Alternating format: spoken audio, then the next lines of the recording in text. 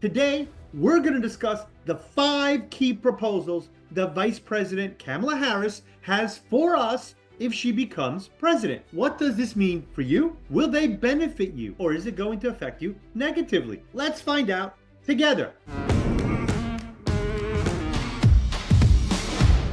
Proposal number 1, cost of living. This issue affects us all. Harris's promises to tackle these pesky junk fees that pop up just about everywhere in banking services, car rentals, and even when you buy concert tickets. Additionally, her plan aims to reduce the cost of essential needs like healthcare and childcare, which is a relief for many immigrant families who rely on these services. Can you imagine saving more money without those hidden fees? For the immigrant community, this could mean more money in your pocket, fewer worries about surprise fees, and maybe even a little economic breathing room in your day-to-day life. Another interesting proposal is to provide monthly tax credits of up to $500 for working families.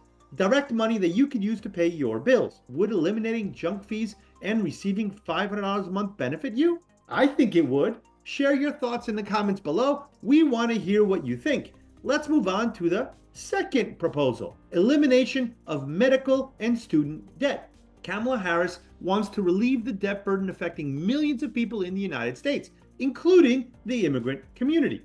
Yep, folks, that's you and me. One of the key proposals is the forgiveness of student debt, which has already benefited nearly 4.8 million people, but not me. Pursuing the American dream through education, this could be a significant change. Harris has also led efforts to remove medical debt from credit reports, helping millions who have faced unexpected medical bills. Have you ever applied for a loan and been denied because of medical debt? Imagine if it no longer affected your credit score. I'm talking about medical debt. This could open many doors. For the immigrant community, it means greater access to credit for buying a home, starting a business, or obtaining better loan conditions. What would you do if you could reduce or completely eliminate your debt? Let us know in the comments below. Proposal number 3, the healthcare system. In her 2025 presidential campaign, guess what, guys? That's in a month. Kamala Harris is focused on expanding access to healthcare and ensuring that the most vulnerable communities, including immigrants, have access to essential services. One of Harris's most significant proposals is expanding healthcare access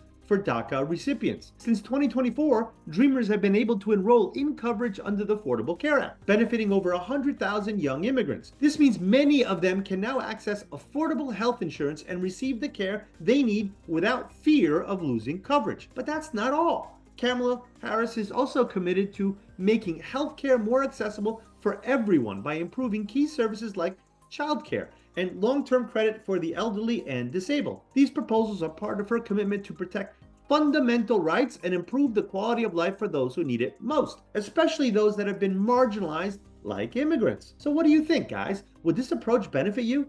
Do you prefer another solution for healthcare in the United States? Now we arrive at the fourth proposal, one that hits close to home for our community: immigration at the border. Kamala Harris has played a key role in the immigration debate, especially at the southern border. President Biden appointed her to tackle one of the most complex challenges, illegal immigration and its root causes. Her approach goes beyond simply strengthening security.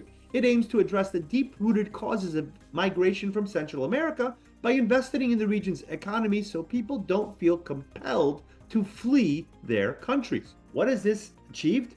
More importantly, what has she achieved? Harris has led efforts to raise $3 billion in donations to improve security, reduce poverty, promote investment, and create jobs in the Northern Triangle. That's Guatemala, El Salvador, and Honduras. Her strategy has generated over 250,000 jobs, a long-term effort to reduce the need for migration. However, she has also been firm in her stance on the border. Those who cross illegally without seeking asylum will not be allowed to return to the United States for 5 years. One of Harris's most surprising proposals was her support for a border security project developed by a bipartisan group of senators. This plan includes investing in the construction of a border wall, a move that shocked many of her progressive supporters. Harris has defended the measure, arguing that a secure border is crucial but must be paired with legal and humane immigration pathways. And I 100% agree with that position. But what does she propose for the border?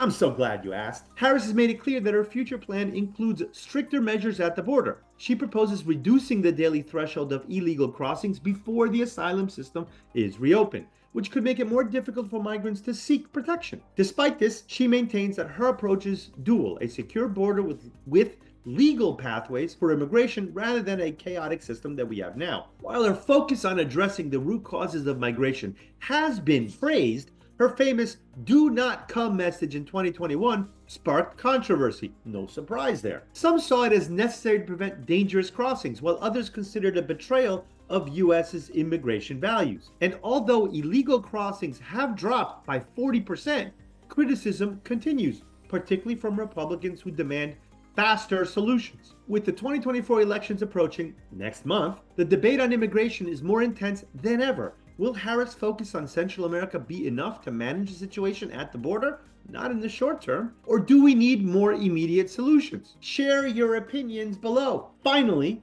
the last proposal, the fifth proposal, a clear path to citizenship. Yes. During her recent visit to the border community of Douglas, Arizona, Kamala Harris addressed the issue that concerns immigrants the most. What will happen to the millions who live in the United States for years without legal status? Harris has a clear proposal: stricter penalties for those who cross the border illegally, but also a path to citizenship for those who have been living in the country for years. This means that if you or your family have been living here without legal status, you could have an opportunity to normalize your situation without fearing deportation. Regarding immigration reform, Harris remains determined. Although previous Democratic efforts have been blocked in Congress, Harris promised that if elected president, she will push for a law that offers real solutions. Her commitment is to work with Republicans and independents, aiming for an approach that could finally break the political deadlock that has stalled progress on this crucial issue for decades. For you, this could mean a fairer and more humane immigration system where you no longer have to wait decades just to obtain legal status. Now, what does this mean for you? Harris's proposals could represent an opportunity to normalize your status and live without fear. Of course, she also faces the challenge of winning over voters who criticize her stance on the border. But what's clear is that her approach is about balancing security with humanity. We want you to be a part of this conversation. Share your thoughts in the comments. Share this with others. Let everyone know what your positions are. Which of these proposals would benefit you the most? What challenges do you see for our community? We want to hear from you. And remember, we're in this together. Hey, did you like the video? I invite you to watch another video where I share more tips on how to protect your reputation as an immigrant. Until next time.